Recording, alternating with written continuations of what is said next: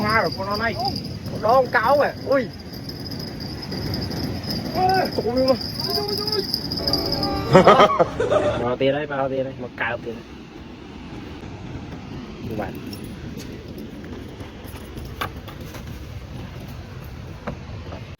Tôm xì thế, bỏ tôi cho nó hay.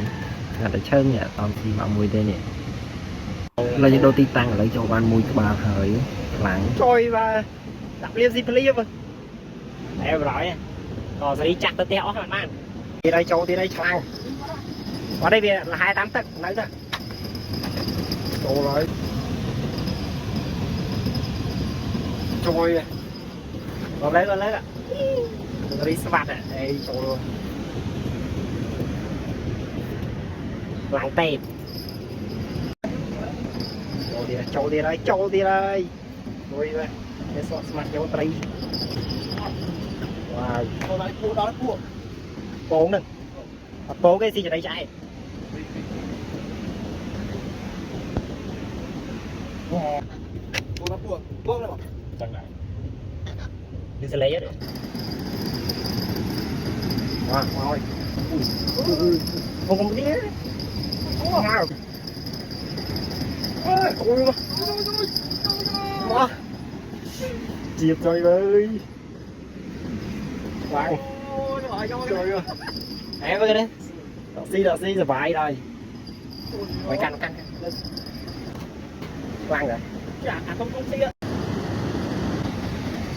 Ôi ơi. Chỗ tiết ơi. Mặt cái này lên chà đầy đâu đây.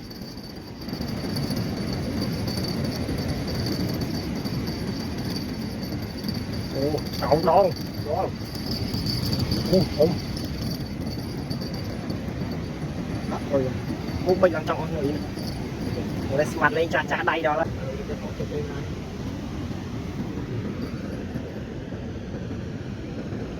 Cả ơi. Không lần cơ.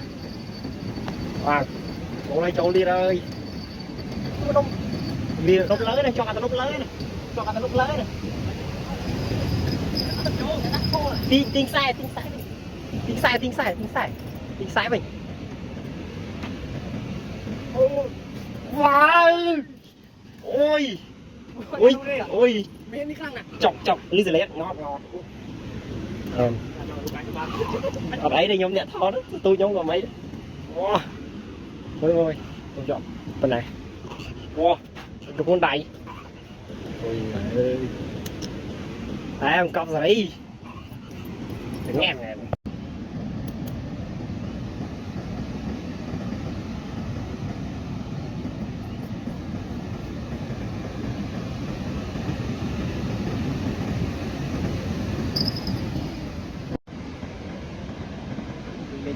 Ồ conสำหรับการទស្សនាឥឡូវយើងរៀបចំទៅផ្ទះវិញហើយជួបគ្នានៅវីដេអូក្រោយសម្រាប់អ្នកចូលចិត្តស្ទួយត្រី